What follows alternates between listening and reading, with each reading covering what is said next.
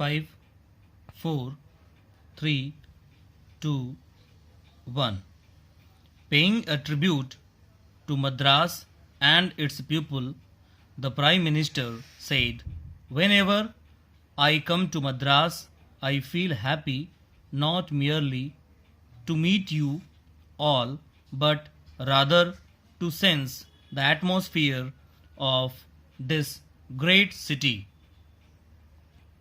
I travel about all over India, and when I come here from the far north, I experience a sense of quiet in the atmosphere, and I feel as I feel today that probably you here have imbibed Gandhiji's message a little more than the people in other parts of India. Each part of India has its particular individuality and background, and there is much good in each part. Coming from the north, perhaps I have something of the hardness of the north.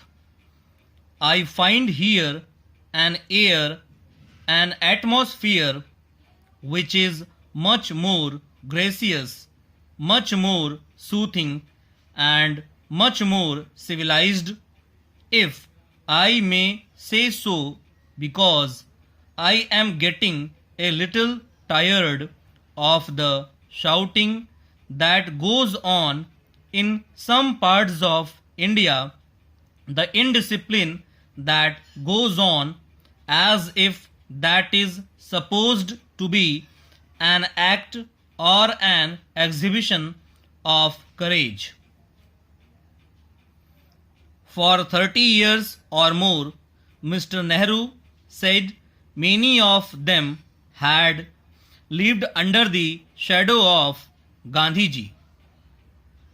They were not perhaps worthy of being considered his followers because they failed him often.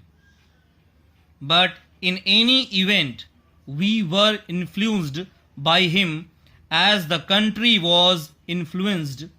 We were disciplined by him as millions in this country were disciplined, and step by step we went forward as the country did in our pilgrimage to Swaraj, because whether it is a peaceful movement or a warlike movement, whenever you want to do something effective, you have to do it in a disciplined way.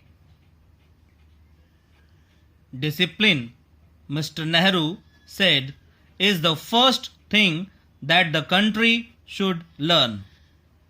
I find indiscipline among the younger people in schools and colleges. I do not know how to describe it, but it is such a complete lack of understanding, not only of political behavior, but of decent behavior. They have not experienced it or not seen what had happened in the fight for freedom. They read about in the history, or maybe have heard about it through elders.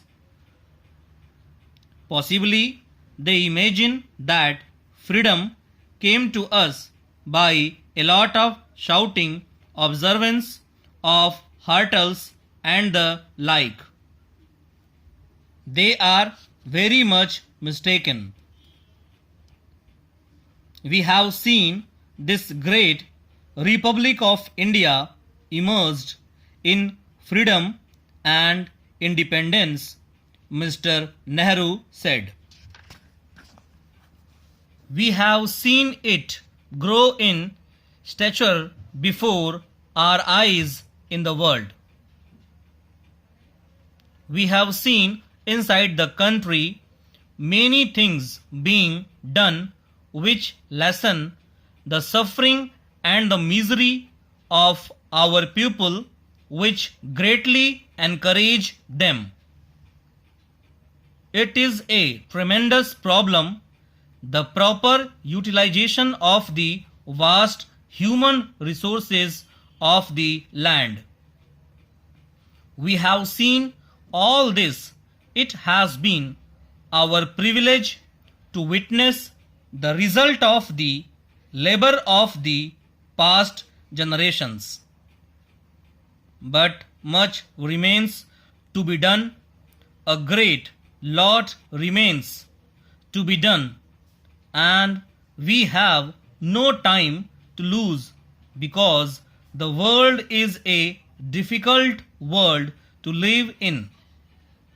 It is a hard world. It is a pitiless world to the weak and the indisciplined, and if we become weak and indisciplined, and if we become susceptible to the disease of disruption, the world will have little pity, and we may have to go down.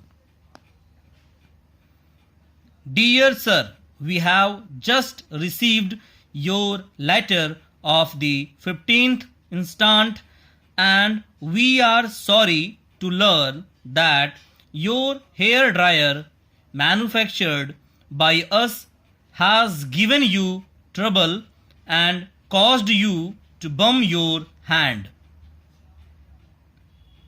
At the outset, we take this opportunity to point out special care we take before our appliances are delivered to our customers. Immediately on manufacture, each and every part of the appliance is checked up, and again before it is actually delivered, it is tested against any possible defect. We cannot therefore understand in the least how the accident could have occurred. You are of course quite wrong in thinking that we do not care once we have had your money.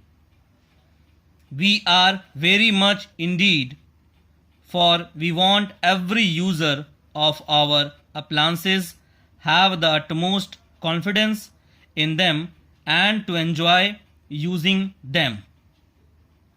If you will be good enough to send your hair dryer to us, we will examine it thoroughly and either repair it free of charge if the machine was defective when bought, or tell you what is the cause of trouble and how much it will cost to remedy it. We are sure you will consider this a perfectly fair offer and an indication, if such were necessary, of our desire that those who buy the appliances of the company shall be fully satisfied with them, assuring you of our best and prompt attention at all times. Yours faithfully.